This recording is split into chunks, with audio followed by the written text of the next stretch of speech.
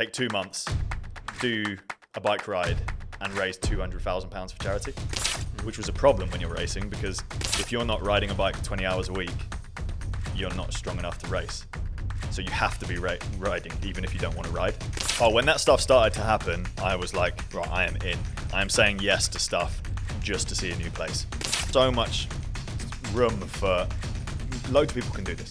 Yeah. Loads of people can do it. It doesn't need to be the same scale, but loads of people can do it, and it can replace other jobs. Everyone around me has always been extremely supportive, and a lot of this success is down to them.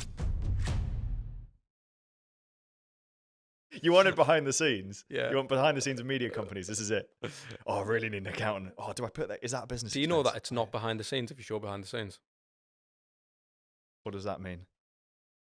It, rationale is because you showed it, it's technically not behind the scenes. yeah. Oh. It's not, is it? When So someone there's- shows are I'm you doing saying BDS, there's no is it such BDS? thing? We should be. This is. Yeah, there's are no. we- Well, there isn't, is there? There's no such thing as BDS. Are you rolling? This is groundbreaking stuff. Do you get that? There's no such thing as behind the scenes. Yeah. It is impossible for it to exist. 100%. Yeah. Do you agree with that? Yeah. So Well, how no, much- you're bringing this to light. I'm starting to realise. I'm seeing enlightenment. This is changing. We're about This to is a see- game changer. you're about to People want see- to be. Do the rest of the world know about this? I'm not too sure, like, to be fair. Could be something in it, though. What about the K-pop band? BTS. Does that stand for behind the scenes? It does, aye. Do they exist? Their content doesn't. I've never seen them. So here we are joined by Francis Cade, owner of Cade Media. For a lot of people who are listening and don't know who you are, obviously you've got a YouTube channel, which we'll get into, and you own this bigger than a YouTube channel thing now. But how did you get into what you do? And obviously everyone knows you through bikes, the people who do know you. But again, for the people who don't, tell us a little bit about yourself and how you got into all this. Yeah, it started off with bike racing Mhm. when I was 17, 18. Started racing, wanted to be a pro cyclist. And then one thing led to another. It didn't work out in the end, which was fine. Had a normal job for a bit. Still kept my eye on the world of cycling, and that was my passion. Still love doing it, and I had a lot of connections in that world still.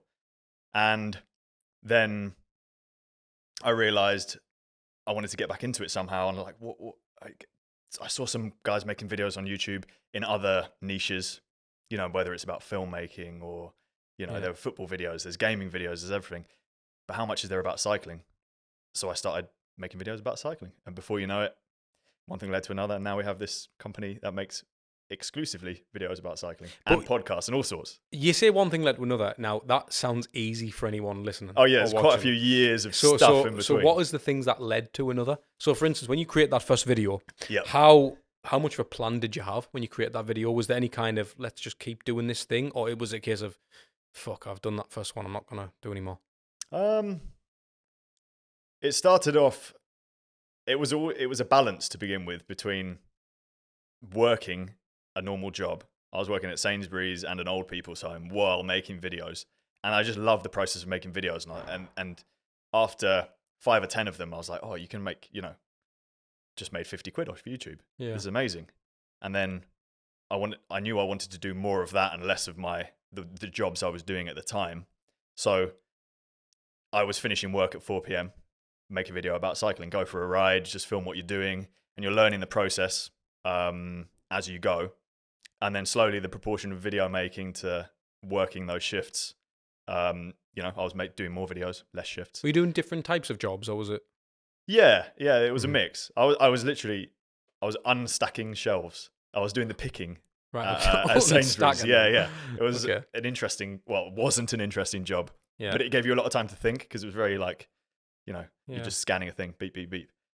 And the whole time I was doing that, I was thinking of what video am I going to make after this shift? 'Cause that one was a night shift. So I'd work, I think it was like 4 a.m. till 8 a.m., 9, 10-ish, if it ran on a bit. Yeah. And then you had time during the day to make videos. So it was that balance and constant working. But one of the things didn't feel like work.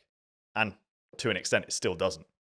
Yeah, that's it. Like, you're in an unbelievable position to be blessed with that, to be able to do something that you love. You truly are. Because I feel like I'm in that position, in that for people who are just starting out in this industry, it's very hard to understand that. How do you get to make videos and make money? But obviously there's multiple streams of income that you can make through this kind of platform. So obviously when you're thinking about these different video ideas and stuff, did you ever get noticed from work? Like, Francis, come on, you're making videos, maybe it's taken away from work, or was it a case of just do your thing, it's outside of work hours, we're not bothered? Yeah, I didn't tell anyone. You know, I didn't tell anyone.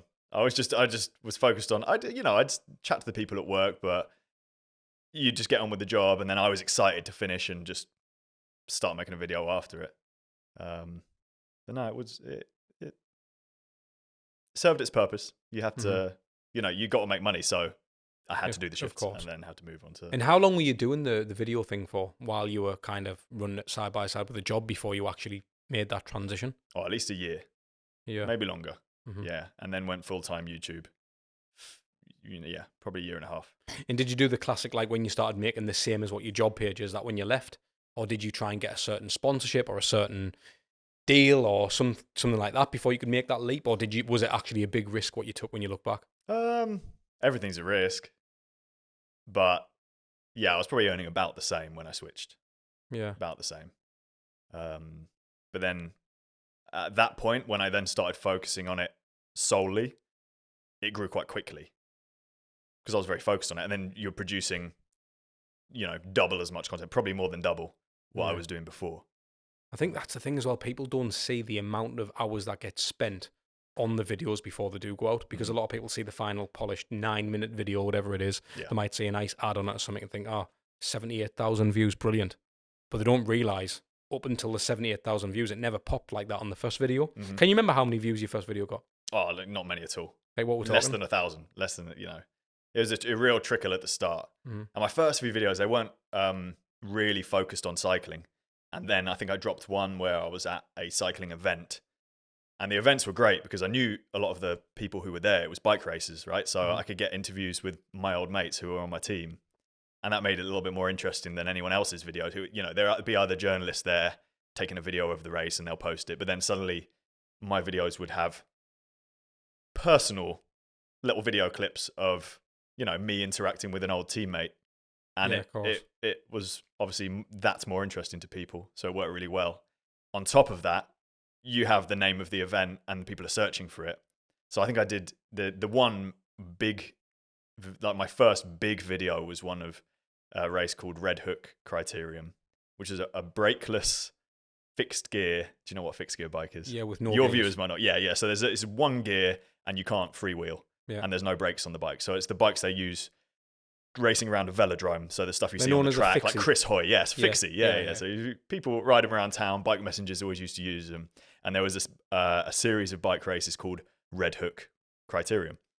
And there was one in Milan, one in Barcelona, one in New York, one in London.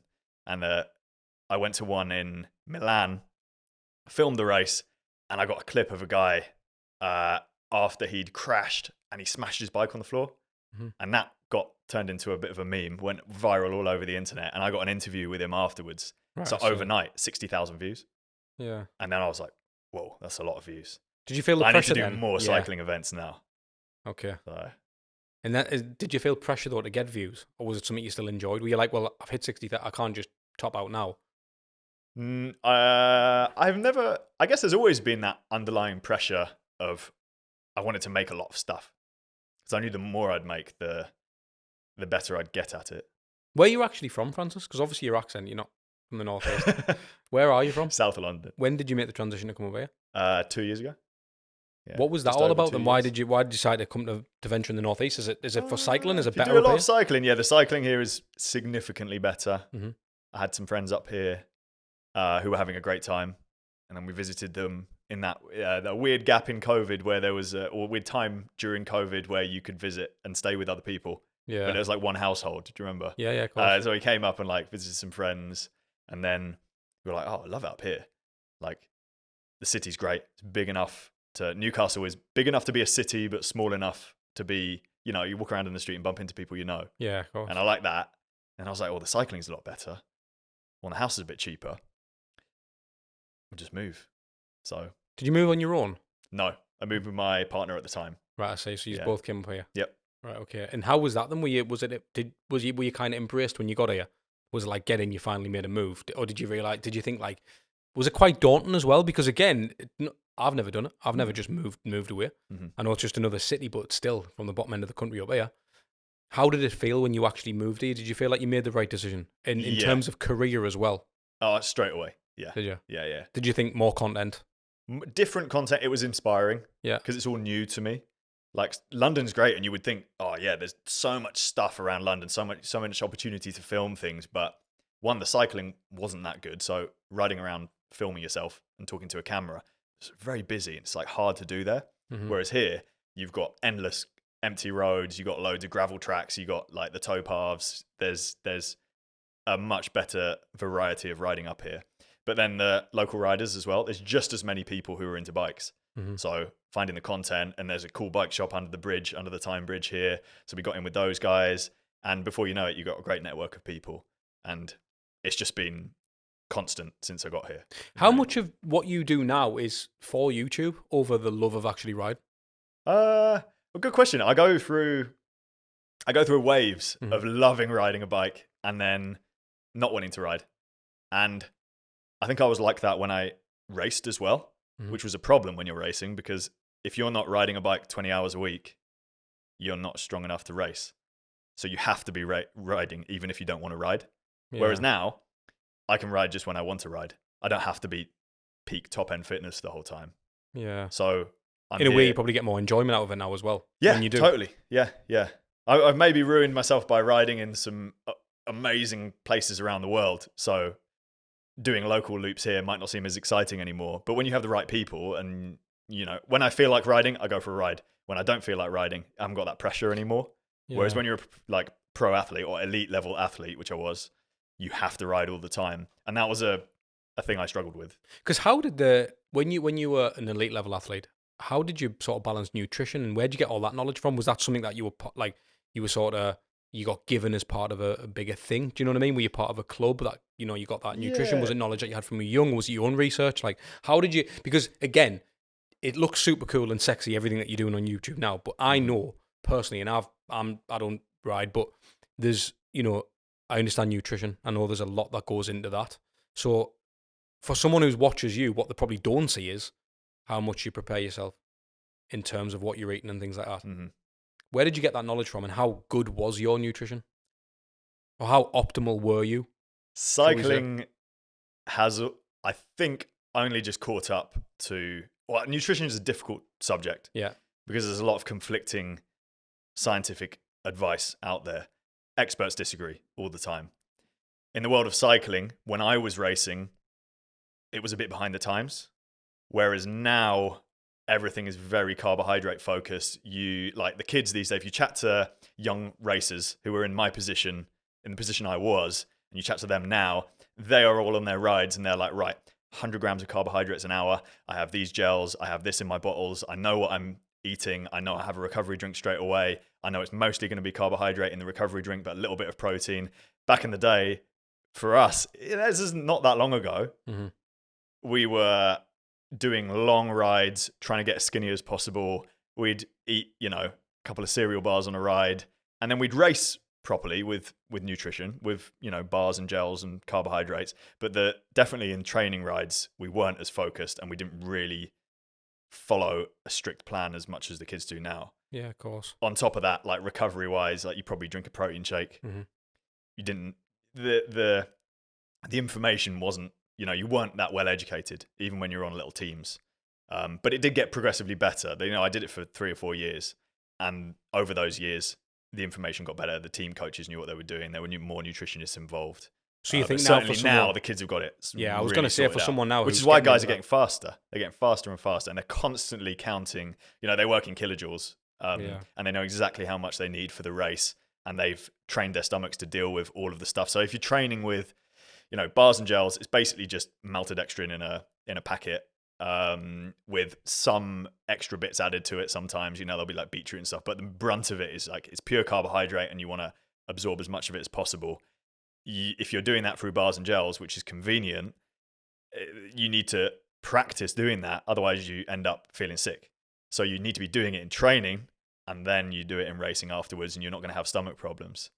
Yeah, so we didn't used to do that. But nowadays the kids are. Because I think there definitely needs to be more and more, although it is getting better, I think there needs to be more and more accessible information for people who are getting on bikes for the first time and stuff.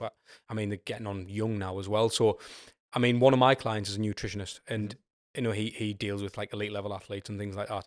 And he'll kind of tell you everything from half an hour in ads, you're going to drop off, or whoever it is, not me, I'm not an elite, but you know what I mean? They'll say you're going to drop off. Hey, so it's quite refreshing to know that that person is kind of not going in blind, or that they certainly got what they need to last them throughout that event or whatever it is. And I think, especially when you watch a YouTuber, you might see something going, oh, well, I want to do this. Yeah. Do you know what I mean? I remember me personally, I remember watching you and looked to a point where I got a bike. I was do you know? I remember looking. That's why the channel exists. Yeah, I'm so but happy to see that. But and again, like for me, it was more of a case of it looks cool and I want to be a part of this community. But actually, when it comes down to it, but are you prepared to eat this way? Are you prepared to do the 20 hours? Are you prepared, even if you're not competing, are you prepared to do 10? You need to get that strength. Are you going for bike fittings properly? Are you riding properly? Do you get what I'm saying? All those little things that add up to being able to do the thing properly.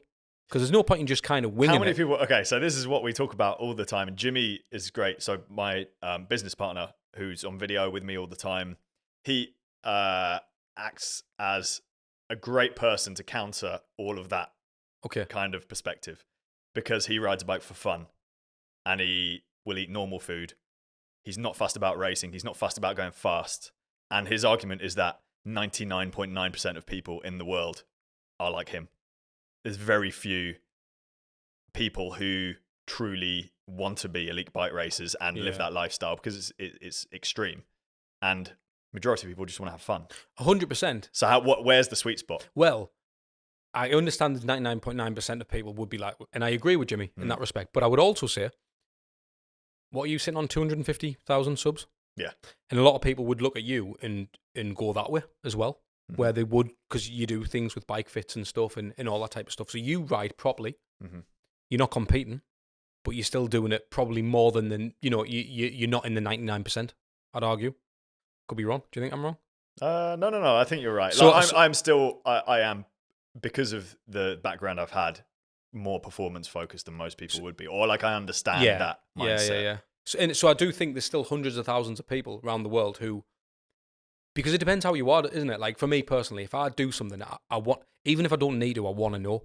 It's like if I started grappling or rolling MMA, I'd be like, okay, let's have a fight at some point of this, because I don't want to just train for the sake of training. Maybe it's the wrong attitude to have, but that's the way I am. It's the same as creating a podcast. Okay, I mean, I remember saying to Kurt when we first set the podcast, I was like, I want to do 100 episodes. I was like, why that number? But for me, 20, 23, 24, something like that. Yeah. And I'll do it because that was the idea. And for me, it's the number's arbitrary. But at the same time, if you're going to do it, you need to prove to yourself you can do something properly. Now, I'm not saying you can't just jump on a bike and enjoy yourself, but what is the point then in people who do bike fits if it's only for the competitor? Surely it's still important and optimal for the rider not to injure themselves by getting the adequate. Most people, but in terms of bike fitting, without going on too off topic here, most bike fitting is needed because the person is a regular person. Professionals who are putting loads of power through the pedals, they're spending 20 hours a week on the bike, they're flexible, they're strong, and they're young, can get away with not having bike fits. Yeah, I which is why they've got these long positions and they're like, super aerodynamic and that kind of thing.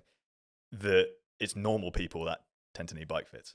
Can I, just a random one here, right? Yeah. Is that, what do you know about the world of cycling that most people don't? Is there anything where you think that's wrong? You know, when you said there, like you see people with overstretched arms and things like that. And is there like common myths? It's hard to stuff? put. It's a very hard question to answer. But I bet you know them. I'm so far down the cycling journey. Yeah, I get that. You need to put. I need to put myself in Jimmy's shoes sometimes, I understand and be like, right, but not even Jimmy, because he's been riding for years as well. Yeah, he just rides to enjoy it. It's more like seeing it from your perspective, because I'm sure you have loads of questions that wouldn't be obvious to me. Yeah, of course, I get that. I understand. It's probably like someone asking me something about creating content for someone, and or gym stuff. If you took me to a gym, I'd ask you a million stupid questions, or I think might be stupid questions, or you might think they're stupid questions. Yeah, I get that. And I wouldn't know. I don't even know what CrossFit is. Yeah, it's tough, isn't it? It's tough, isn't it? Because there's two ways when you look at gym stuff. You've got guys who come to the gym and just train. Yeah. And part of us thinks, are you lifting with correct form? Mhm. Are you executing that movement properly or whatever? But then the other side of us thinks, just eat some decent scran and shift some tin around. Yeah. You're going to look better. You know what I mean? Or it's not necessarily, are you eating chicken and rice? Have you got the right amount of carbs? Are your macros right? I don't really focus on that. It's a case of, if you want a kebab, mate, have a kebab and just get yourself in the gym. You're still doing 1% better than anybody else. So why not do that? But what I want to do is I want to kind of go back into the YouTube side. I think we got a little bit sidetracked there. I was getting carried away and stuff. With obviously everything that you've done, so for people who don't watch your YouTube channel as well, and maybe some fresh ears or eyes on this podcast. I'm assuming that's most people. I'm hoping so. Do you reckon there's any of my viewers who watch you already? No. There must be very few. I don't think. Maybe some Newcastle-based people. Maybe I think. To be fair, mate, I think you're probably more popular than what you know. I've spoken to a few people about you and they knew you. Oh, wow. So, and then I don't see them. They're all behind a... None of them are cyclists, screen, though. so They don't do anything to do with bikes. Yeah. But they'll watch your content. I was one of them. So, I'm not from Thank that you. world at all. And I think your content's phenomenal. Like, I see some of the stuff that when Jimmy's in you have a right laugh and it's good crack. Like, you both seem like a good couple of lads. Do you know what I mean? It can't, yeah, that's what I mean. And it comes across that way. But again, for the people who don't know, where has getting a bike and getting into bikes and things like that, where has that taken you? Because you've been all over the world. I mean, some of the vlogs, videos and stuff that you've put out there, you've been in New York, you've been everywhere. Yeah. What kind of places has this sort of career path, making videos outside of, was it Sainsbury's? You were. Yeah. When you were making videos from outside of Sainsbury's and after work and stuff, and now where you're positioned at 250,000 subs on YouTube and growing, where's that enabled you to travel to? Because pretty much, South Africa, Vietnam, Thailand, India, Australia, USA. Because I would say places. outside of the world of what someone would like to do with their lives, travel's something that we all want to do. Yeah. So I think that's where you've got to say, look, regardless, man, it's all worth it. Even if you weren't making any money now, but you were getting opportunities. Oh, when that stuff started to happen, I was like, right, I am in. I am saying yes to stuff just to see a new place. Yeah, and it also fueled the content, because back then it was lifestyle stuff. So I was just shooting on my own bike rides in different places, and it might be an events company that invited me to it, but then it evolved to, okay, I've got a couple of mates and we'll get a sponsor involved and they'll give us like $5,000. Oh, I got £5,000, and then we'd spend it all on the trip. And we'd still lose money, but he says $5,000 doesn't go that far. Yeah. But we'd have to pay for the flights still. But then the trip was covered, and then we'd do a month cycling through Death Valley and Yosemite Valley, and that was incredible. And then it's not just, going to an event; it's actually planning your own stuff and just being able to see the world and film it, and that was amazing. The next level is this, I guess, which is less exciting in terms of going to new places. But it's more adult stuff. It's more adult. So yeah, there does come a point where slowing down is good. And like, how long am I going to be doing, sustaining a lifestyle where you're just traveling all the time? Yeah. How old are you now, Francis? 30. So when do you think you're going to stop doing the traveling and focusing on the Cade Media thing? You said you've got producers. I mean, that's now. I haven't really been away. I've been on a couple of shorter trips this year. However, the last significant trip was cycling across America, which was last year, end of last year. Yeah. We finished just before New Year's. But that was 2.5 months of riding across America. So it was quite a big one. How does it work? Happy to have a little bit of a break now. How does it work with your kind of support network when you left London and you came up here? Like, how do your friends look at you? Other than Jimmy and people and stuff who you signed up, you're up here in the Well, they Northeast. were in London to start with. So they in London moved as well? up a year before, and I was like, I really miss Jimmy and Emily. I better go follow them. That's and mad, ended up with them. And then we met so many more people up here who become great friends that, still in touch with people down south. The bike fit guy. Yeah. For viewers at home, there's a bike fitter that I do a lot of videos with called James. Is he in York? He misses me. He's based in London. Oh, is he in London? Yeah. Right, okay. Yeah, so he still has the shop in London, and when I do go down, I'll visit my family, and I'll make a point to always see him and see some other friends. So you just have to manage it like that. But you're right. Over time, I've been going back to London less and less as you become more established up here. Because obviously, again, for people who are listening that can't see, your office is unbelievable. You've got your own workshop here. Obviously, you're doing your own things with your bikes. You've got a podcast studio. You've started a podcast now. You've got loads of things going on. But what I want to touch on with you, Francis, is the other side of social media and the other side of YouTube that I don't think many people see. Mm-hmm. I try and be as transparent as I can when things go wrong.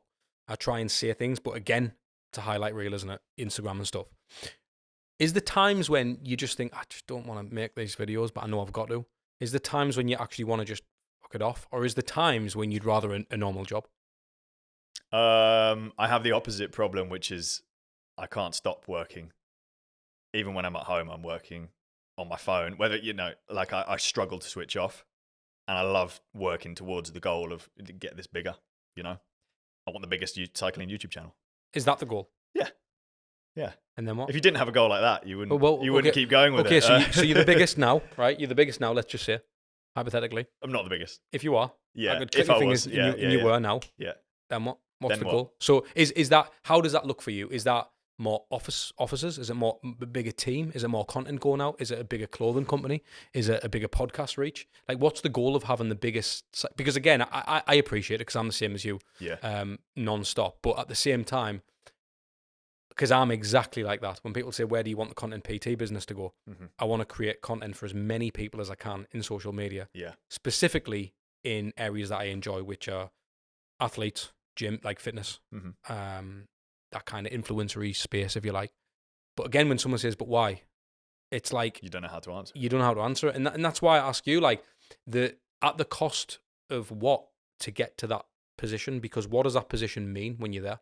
And I think that's, again, it's a lot of people don't understand that. It's like, they'll see someone like, for instance, we did a job with the KSI and them with the influencer boxing scene. Yeah. And you see how big he's getting and it's like, but what is the reason? Is this all for money? Is this all for, because you've got the lifestyle, you travel in the world, you've got the bikes, you've got an office, you've got a team. Yeah. So, okay, it's not money because my lifestyle hasn't changed since I was at 40,000 subscribers. The business was smaller, but I've still got bikes. I still get to travel when I want to, within reason, and I still work loads, but enjoy it. Yeah. I think the position that I'm in now, or was very recently, I've got it to a size where I can take 2 months, do a bike ride, and raise £200,000 for charity. Amazing, that, like. Having that, the community and the power to do that is awesome. And what about when it gets, if it gets 10 times the size, and then we can raise £1 million for something that really matters and that matters to us, and that's invaluable. Like, that's what you want. When you say us, is that you and the team? Is that? Well, that was me and Justin. So me and my mate ride across the USA, and we did that together. And that was he's a wheelchair user, so we wanted to raise money for kids who need wheelchairs. So we just picked the charity, and we were like, right, let's just fly to Miami. We got a sponsor involved. Still lost money. Even now, we still do that. Got a sponsor involved to help with the routing and everything. And it's like a cool app that helps you do the routes. So some of our costs were covered, but really all it was our time. Take 2 months out of life, do something like that. And if I didn't have a big YouTube channel, we wouldn't have raised nearly as much money. So the ability to do that, that's what's exciting to me. That's what's really exciting. And then getting more people into bikes, like the amount of nice messages we have, emails, Instagram, the comments underneath the videos, or I try not look at them. Yeah, don't look at them. I try not look at them. Yeah. The feedback that you get and the amount of people who message you and they're like you, I bought a bike. Yeah. I got into riding and it's amazing. And it's changed my life and I've done this and it's, and they've done their own charity rides off the back of it. Like that, honestly, that is wicked. And the more of that, the better. So I don't know. Mate, like, credit to you, for that. Cause and I mean that, like, it's unbelievable the type of stuff you're doing, it was just being persistent with it. But that's the thing though. And this is why I credit yourself. Like, you're saying all it was being persistent, but being persistent with no guarantee, that's the difference. Because if it was just a case of being persistent, everybody would be stacking shelves at Asda and making videos because they know that they could go to Vietnam off the back of it. So it's not a case of being persistent. It's about fine-tuning who you are, what you're trying to deliver, and delivering a clear message. And I think that's what you do when you are inspiring. You're showing that what can be done. And there's a lot of people who, and you probably don't see this as much because, yeah, people are jumping on more bikes and things like that. But what you probably don't see is for the guy who is stacking shelves at Asda is probably nipping to the toilet on his break and watching you, and you're giving them that 10 minutes out of their life. Do you know what I mean? And that's fucking massive, mate. And I really, like, because I've had it before with some of the stuff I've done. They were like, do you know, I watched this and it's class. When are you going to do the next one? And it's like, the podcast for me, right, makes no money whatsoever. But because I'm in a position now with my business that I can actually dedicate time to doing something I love is unbelievable. But that thing doesn't come without that consistency of doing the thing that never gives us money. Do you get what I'm saying? It's the same with you. And I feel like it's almost like when I do the podcast, it's like I search for why do you do what you do? And it's like with you, what was the reason that you persisted with that thing with no guarantee? Was it purely because you loved it? You enjoyed it that much? Yeah. I love the process. Would you still do it if someone said you're never going to get anywhere financially? You can get all the clout, you can get people jumping on bikes, but financially, you can't get paid from this. I don't care about the clout. That's not a consideration, really. As long as it was sustainable. Yeah, because, I mean, it's really fun. That's it, like, you know. The amount of jobs, even to this day, that I've actually did for free because of that. It's a bit like you losing you meet money people from constantly, you see new stuff. It's just the best. What do people not see what do people not see when it comes to making YouTube content? Hours of editing on a laptop, like falling asleep on a laptop. Because I want to hear it. Like, again, I know this too well, but from you, I know that, for instance, when I was on a job and I was in Dubai, I had a few people saying, "Oh, nice for you to be out in Dubai." What they don't see is me in an apartment by myself editing till 3 o'clock in the morning. Yeah. It may look great from you because I put one picture on in the palm, but what they don't see is them hours of being lonely on your own, editing, turning around jobs for clients, and seeing that side of things. Again, with you, especially from the early days, there wasn't even a payment pack at the end of that. Yeah. So for you to be in that position, other than hours of editing, what do they not see mentally as well? Like, do you often doubt yourself? Did you ever doubt yourself when it comes to creating content? Because you're up for scrutiny as well, aren't you? I'm going to put myself out on the internet and people might think I'm a dick. Yeah. Do you know what I mean? This is what I mentioned earlier, try not to read the comments. Yeah. And I'm close to writing it off completely and just not even looking because none of it really matters. Now historically, I've had very few bits of nasty criticism or hate, like haters. There's been very few. Now the channel's getting significantly bigger. There's going to be more of those kind of people commenting, especially with the change. Like, we've had a big change of content. So some people are like, "Oh, I miss the old stuff," and blah, blah, blah. And you can't listen to it all. Yeah. There's no point. As long as you're like making what you want to make, that's what's important. And it's not like those people are gonna, after reading that, am I gonna change anything? No. So what's the point in reading it in the first place? There's no point at all. Do you think you've always been business minded? I don't think I'm that business minded. I think you are. Nah. You're the big boss. You've got a team now. It's bigger than what you think. Yeah. And the things you've achieved online, even from I know we said before, like analytics and stuff don't really matter. Yeah. But at the same time, you still, you're creating waves socially. So again, you've got staff, you're responsible for people's wages now. How much more business can you get? Do you know what I mean?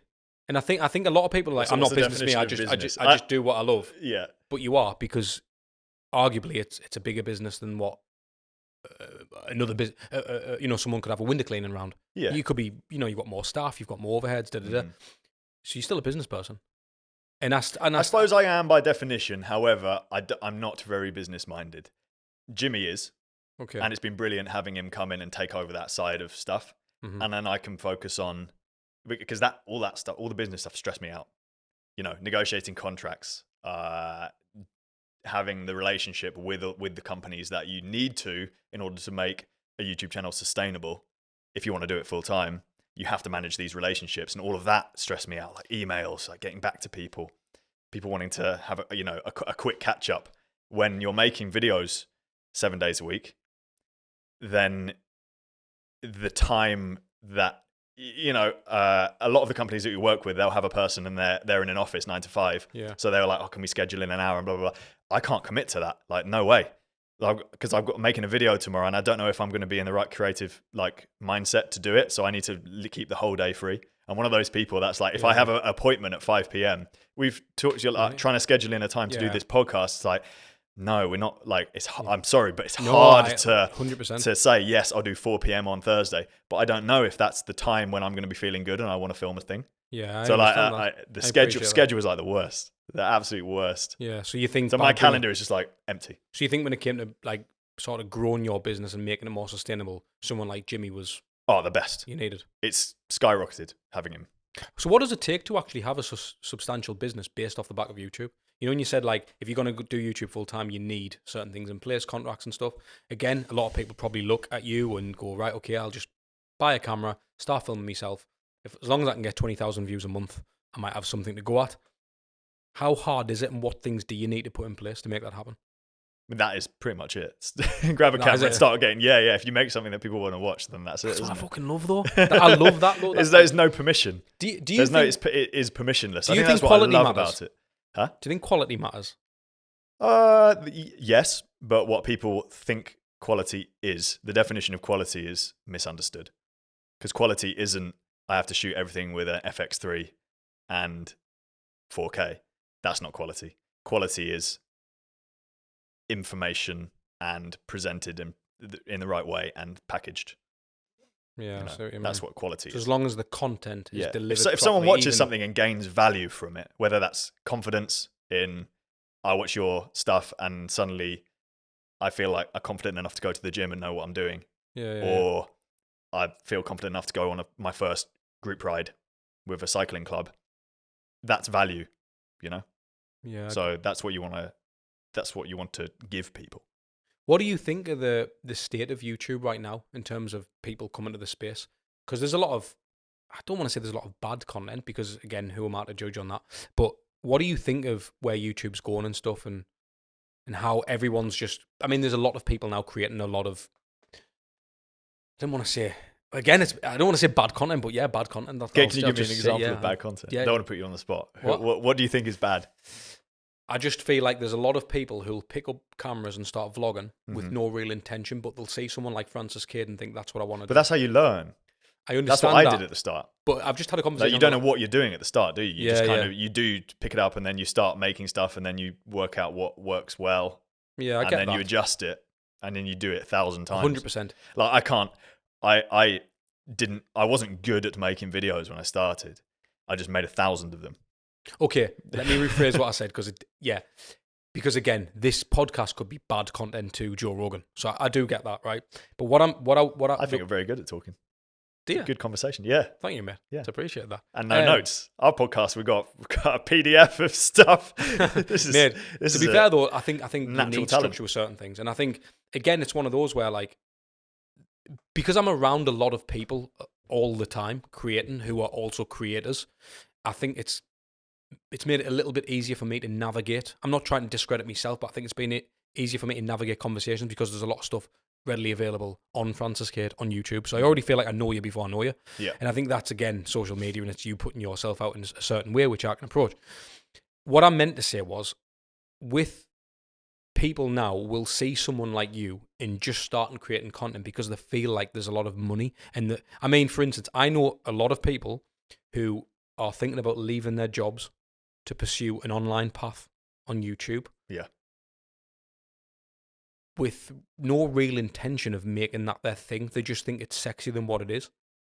That's what I'm trying to get at. Do you get what I'm saying? So do you think the best way to really ask you is, do you think YouTube's for everyone? Or do you think you have to be a particular type of person to succeed on YouTube? Two things. I think if they're not the right sort of person to do it, they'll very quickly realize that it's loads of work and stop. Mm-hmm. Or they'll start it, and if they can find 1,000 people who are into what they do, then they can make a living off it. And 1,000 people isn't that many. But if you have 1,000 people who are really into your stuff, then it's fine. It doesn't need to be 100,000 a video. How much of Instagram has helped your YouTube channel or vice versa? I don't think it has. Do you not think it has? I don't think it has. Yeah, You're way more expert in Instagram than me. Like, I do not understand how people make a living from it. I post an occasional photo, and to be honest, I like it as a personal thing. My little diary. If I post at all. Yeah, I was going to say, I think you could definitely lose your Instagram and you'd be fine. Yeah, there'd be no 100%. There'd be no impact 100%. At all. I don't think. I would, if it wasn't a good way to communicate with people, whether it's audience member messaging about something like a charity ride, and like occasionally I'll scroll through and be like, oh, it's a question for the podcast, that kind of thing, or it's a brand trying to get in contact with you, then if it wasn't for those two things, I probably wouldn't have Instagram. So I wouldn't have a personal one. Do you think doing this? If someone was about to set up a YouTube channel, do you think there's any kind of key things that you say you must do? Or is it a case of just wing it and do something you enjoy? Truthfully? Like, it's fine to say that. Yeah. You have to enjoy it. You have to enjoy it. So no matter what the content is, no matter what the quality, or is there a standard for you? Like, no, because it all gets better. A Sony A7, you need to shoot on, we need some decent audio. Oh, definitely not. Most of our videos shot on an iPhone now. Really? Yeah, so much. Your YouTube When we're outdoors, all the B-roll's iPhone. Mint. So, like, if you were talking to this is iPhone 14, insanely good of a camera. The 15, which is coming out this year, right? September. Yeah. Oh, what's that going to be like? It's going to be better again. Like probably even better video. Zoom or something. It's probably going to have that Adobe thing that makes it sound like this. You don't need these mics anymore. It'll just be iPhones. Fuck's sake, man. So all of the equipment, again, it goes back to like, it doesn't matter if everyone has basically got a really good video camera in their pocket, but that's not what makes the videos better. Yeah. It's what you're talking about. So this stuff, like the cameras we're shooting on now, they're nice, but it makes his life easier. Yeah. It makes your production guy's life easier because the buttons are easier to use. There's lots of different ports you can plug in microphones, and the workflow is easier than just having it all on an iPhone and trying to edit on there. That's what the equipment is. Like, in terms of quality, everyone has the access to that. But would it not be fair to say that for you to use an iPhone now, yes, you're in that position, but you've used the sexy equipment to get to that point? Yeah. Do you know what I mean? Yeah, because I mean, honestly, when I see yours, when I watched your stuff initially, when I first tuned in to who you were, it was the quality of content. Mm-hmm. And when I say, you brought it all the way, you delivered it the way you came across, your personality, the stuff you were interested in, I was also interested in. I was like, this guy, I feel like he's a friend, and I've never met him before. That's how I felt. And when I met you in person, it felt the same. Which is, again, and that's what I said to you off air, like, you seem the same as what you do. Like, I don't feel like I've never spoke to you before. It doesn't feel awkward to have a conversation with you, which is, and again, I think that's what YouTube can do. But what brought me in was how you compose your shots. Yeah, but that's because you're into cameras. Yeah, that's the thing I probably struggle with. Just like if people were into bike racing, 99.9% of people aren't into cameras, and they won't be able to tell the difference between a GoPro shot and an iPhone shot and a Sony FX3. Yeah, I genuinely can't get my head around that. Yeah, you can tell the difference. Do you know what? Everyone thinks our videos are 4K. Do you ever? They're 1080p and they're just upscaled to 4K, and then everyone's like, "Oh, great 4K footage." No one can tell the difference, mate. Do you know what, mate? Right, so that's all I think we might have to save them memory cards. I think that's the thing, right? So I mean, this happens all the time to me, right? So it happened literally. I was with my missus in Ibiza, mate, and we got someone to take a photo of us. And my biggest thing when I get someone to take a photo, why can the majority of people not take a photo? That's the thing that kills me. So like, they'll take a photo and it'll be just like your head in the bottom. For one, they use in landscape. I'm like, what can you really post landscape that's worth looking at now? Yeah. Again, could be my opinion. But then secondly, the people, maybe I'm just really bad at selecting people to take photos, but we are the subject. We end up being the secondary thought of that image. And it's almost like the building's the point. You're just there. And it's a bit like, mate, like, why would you take it from that angle? And I can't have you take it for granted. But it actually it's pisses a skill. off. Yeah. Yeah, so I do. A lot of it's the old rule of thirds, isn't it? Yeah. So for people at home, like if you split an image, 2 lines down the middle, equidistant, and then 2 lines across the middle horizontal, and that like get your points there. So like people's eyes will be on that top line. Yeah. That will create a pleasing image. But most people don't know that. So most people need to listen to this because that's exactly how you take a photo. So is it a rule of thirds? Is that the right thing? Rule of thirds, yeah. Right. That's right. Yeah. But if that's everyone had that, that should be taught in schools. See, rule of thirds. Yeah, I think iPhone you can. Well, most phones. Well, they've got the it'll grids have the on now. lines on. won't it? Yeah, of course. But even that, again, people don't understand them things, and I think again, it's like you're starting a YouTube channel and you don't know them type of things. And I'm not saying you have to know, because you do have to learn, as you say. But I feel like people will see the YouTubers at the top and think it's a piece of piss, when really it's not like that. Like I've been creating content for 14 years, only 4 of which have I made money in. So the other 10 years, I worked jobs, literally just worked, That's all I did while I was doing the content on the side. But I always did it for free. I used to film bands and musicians and rappers and singers. That's all I did for 10 years. And I didn't make any money doing it. Yeah. But it was a case of, it took me 10 years to learn. And now it's like, there's like this thing where people just blow onto the scene and they want to be the next Francis. And I think that's what needs to be like. I want to drum into people basically that's fucking hard work. Yeah. Do you know what I mean? Because I think it's important. I think because the people message quit is their jobs for like... It's hard work, but it is achievable. Yeah, 100%. Like, I agree with there's that. so much room for... Loads of people can do this. Yeah, Loads of people can do it. Doesn't need to be the same scale, but loads of people can do it, and it can replace other jobs. Is it easier now on YouTube to make money than what it was? Because I know before, back in the day, everyone was collabing with everyone. They were getting bumps of subscribers. RPMs are higher, so the amount of money you get paid per 1,000 views is higher than it's ever been.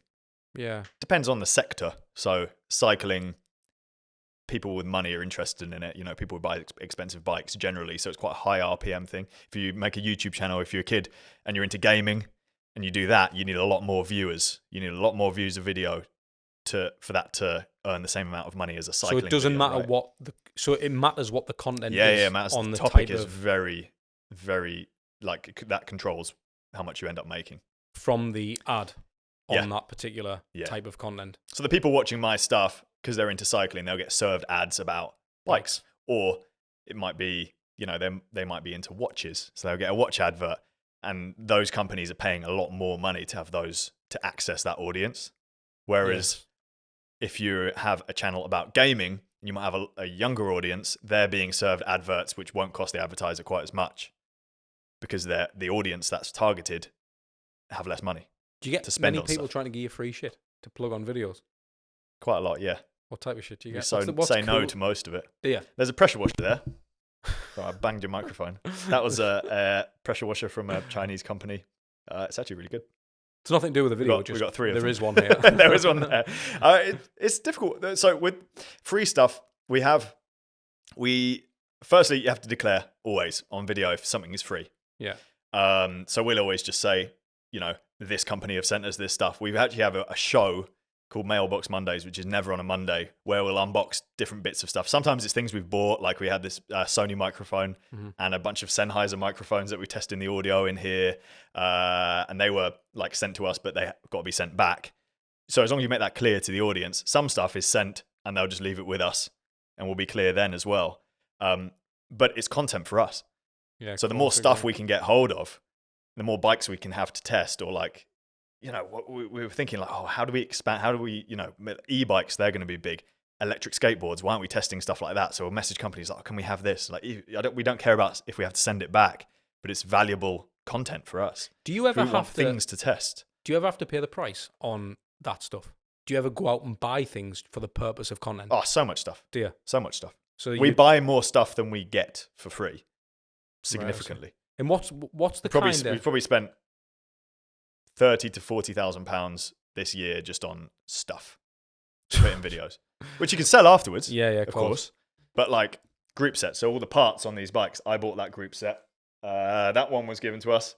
There's a blue bike over there which has SRAM red on it. But I bought that from the bike shop. So we get a good price on it, but it's still a couple of £1,000 for just the parts on the bike. Yeah, and then we'll use them on a few different videos, and then, you know, they'll sometimes sit in a box for a bit, but usually it's like money that we spend and we don't get back. We don't end up selling the stuff. It's just waiting for the next video opportunity. So having like as much bike stuff as possible is important to us. I suppose that's the thing though, isn't it? Because it's going to come back and pay you anyway. Yeah. Do you know what I mean? So it's like, oh cool, yeah, the channel's bigger and we're earning more revenue, but we just end up buying loads of bike stuff. So the other side, when does it stop? When does it stop? The other side I want to talk about is, Do you get noticed in public from YouTube? Yeah.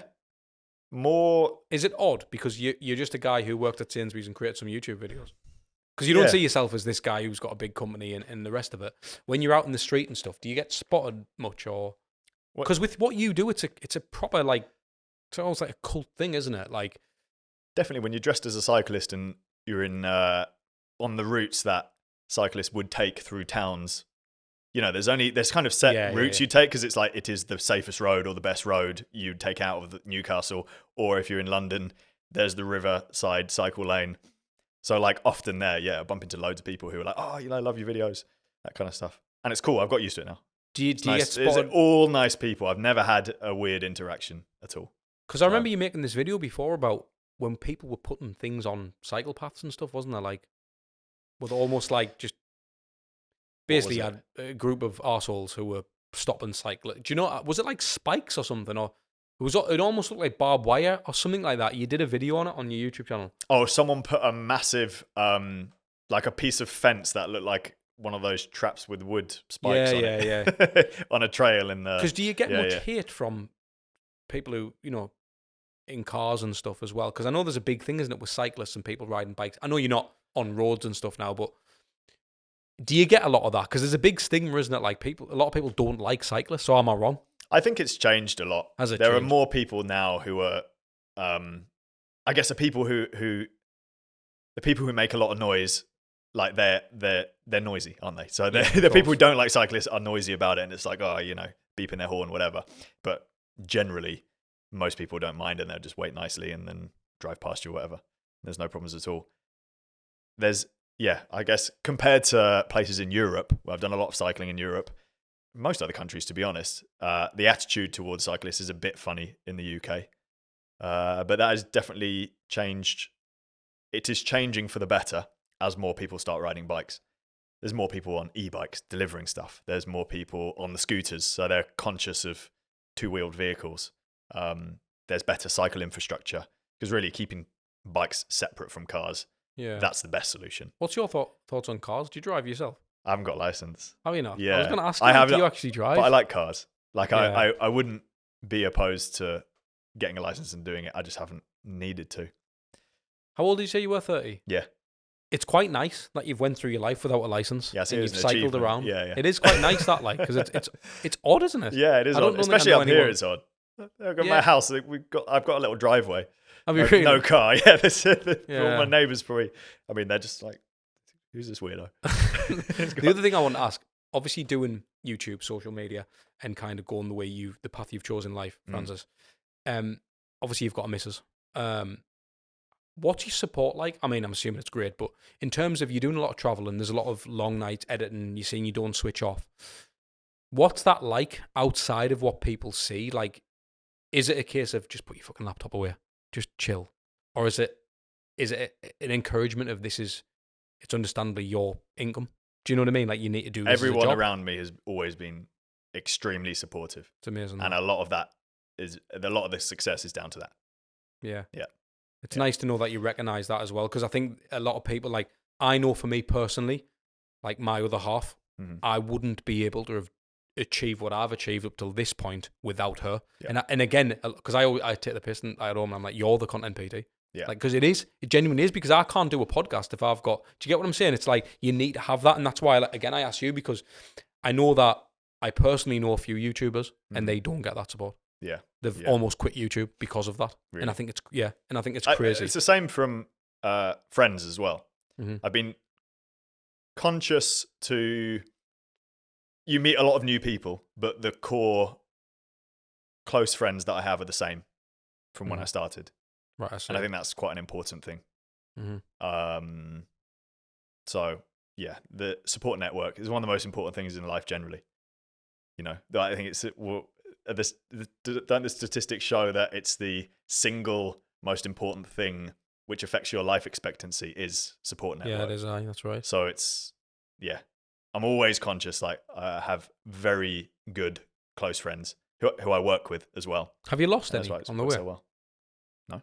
You never. What kind of sacrifice have you made then to get to where you're at? Because you must have sacrificed. I guess some people thought I was weird when I started it. I was going to say when you moved. It's become more normal now. Do you remember when we did a photo shoot ages ago? Yes. And you were like, people kind of looking at us. I think we're weird. Aye. And I can't remember if I said to you then, but I think it has changed. Yeah. There's less like if I went outside now with a video camera, I'm walking around with it and I talk to it. I don't. Maybe it's because I'm older. I just don't give a fuck anymore. But there's less. Am I allowed to swear on this podcast? Of course. I think it's also people have got used to it, and well, in London, obviously, it's the norm, isn't it? There's a lot of vloggers, and is it worse there? I think there's people with video cameras doing all sorts of stuff. It's like being in New York, isn't it? There's just stuff going on. So there's you a lot more of weird than happy and wonderful now people. To It's great. If we were walking down the street now, you're more than happy to just vlog camera out, not bothered. Yeah. Or does it still? Actually, I'm not going to do it now. Like, do you still think about that? Like, Nah, not really. You just don't give a Yeah, shit. I care less and less about what people think. Do you ever get stopped for doing it? Does anyone ever have any dodgy comments like, can you stop filming? Or do you ever get that or not? I actually got pulled in a gym, right, recently. Oh, so gym. So I've always wondered about this. Is it normal to film in a gym? You filmed TikToks about it. Yeah. And a lot of people must do it, right? Because there's loads of footage. When I go on TikTok, there's like gym people. People hate, the thing is, a lot of people still hate cameras in gyms. Because the old school guys. You're paying a membership. You don't want to be in the back. But at the same time, I mean, I had someone stop me, right? A big hench guy with a stringer vest on. And he was about 6'4". He was a beast, mate. Quite intimidating looking bloke. And he come up and he said, mate, I'm in your shot. I was like, oh, you're not? He wasn't. He was in the background, but he wasn't in the shot. I was just shooting in that direction. Yeah. He's like, I'm in your shot. He went, well, give me a look. I went, no, I'm not going to go through me photos. You're not, against, trust me, mate, you're not in the shot. He was like, I'm going to have to tell that I don't want this cameras in the gym and stuff. So the guy who owned the gym had a word with us. He's like, look, mate, like, if people are saying to you, just maybe stop doing it, like now. And I was like, sound, but I've got a paying client here who I've got to deliver this photo shoot to. Technically, the gym can stop you. You know, the gym, so I did. We actually moved location, which was fine. I don't mind doing that. We've still got a great relationship. Because it's not a public place, right? Yeah, of course. But if the gym allow you to film, then the people inside, at the end of the day, it's not really their right anymore because you're allowed to film in that gym. It's a little bit like in public, isn't it? When you film in public, you're filming yourself. If you've got a passerby in your shot, are they allowed? That counts as a crowd. So technically, as long as it's not like specifically aimed at them. Yeah. If you are filming them for whatever reason and they don't want it published, pixelate face and whatever. Yeah, of course. But yeah, if it counts 3 or more as a crowd, right? Have you had that? You never had any kind of? No. It's mad that. Never. Been lucky. Lucky, or potentially I'm always riding a bike fast, filming stuff or moving around. Yeah, there's never been many. You know, like some of the stuff we film, we did this video where we're chopping up bike locks to test how long they lasted with an angle grinder and bolt cutters and stuff. And it looks like we're out in public, but we're actually in some private land over there. So public then. Often it's no, it wasn't. It was genuinely, yeah. So the guy, there's the bit under the Tyne Bridge. So we're friends with the guys who run that, who own that. So all of that bit, we use it there. And it looks like we're just on the street, but actually, So when you like steal cars and stuff, is that all on private? Steal cars. Shh, you're not supposed to a separate YouTube channel. No, that's awesome, that mate. So what's your plans going forward, Francis? Good question. More of the same. Is it? Yeah. Less trips. Haven't really got any trips planned. We're really focused on like the videos that are doing really well for us at the moment, and the ones we're excited to make are the kind of more produced style where we're in the studio. You'll spend a few days actually putting them together and stuff. I've accidentally given myself a 9-to-5 job again, so we're coming into the office during the week, meeting up here, filming some stuff. You know, we're still going out riding and enjoying it. It's great. But yeah, we're focused on bigger projects. What about the second channel? Yeah, second channel, which is just podcast clips at the moment. But we have some other ideas for that. And what's your plans with the podcast? Because obviously, again, for people who don't know, you have your own podcast. What's that about again? So if people want to listen to your podcast, you've obviously got it on YouTube as well. Yeah. What's that about? Kind of, can you give us a bit of a rundown with that? I think there's lots of things, and there's lots of things we want to say and topics we want to cover that don't necessarily deserve a whole video for, and we haven't got a platform to show those. There's nowhere to post them. A podcast lets us do that, so now we can cover topics. Maybe it's 2 or 3 minutes long, have a discussion. It's long form, so people usually sat there. You know, it's more the people who are really invested in our content and they just watch everything. those are the guys who are watching the podcast. So it's a nice supplement to what we're making. And you get a bit of behind the scenes, even though behind the scenes is not behind the scenes. Yeah, I'm buzzing with that. As What a we way know. to Mate, start the that's- podcast. it's just Yeah, so I'm pleased we enlightening. kept that in. We'll keep that in from the start. Oh, absolutely. That's awesome. That, Wait, like. yeah, okay, fine. Yeah, we'll keep it. Yeah? Yeah, So. yeah. And what else? What else do you want to do? Do you want to do anything outside? Because again, YouTube's nice and it offers you the ability to travel, etc. And obviously now you're probably a bit more in the northeast. You said you've got no travel plans, certainly in the near future. But do you plan on doing anything outside of social, like investing in anything else? Is there anything else that you're interested in outside of the biking world? No. Full focus on this. It's quite nice that Yeah. It's quite nice. But I don't that, have like- any more. I don't have any extra time or energy for other stuff aside from my own personal hobbies. Yeah. I play guitar, and Right. I keep that out of the videos Mhm. because it's my thing, right? Or your shit. do, do you know what I mean?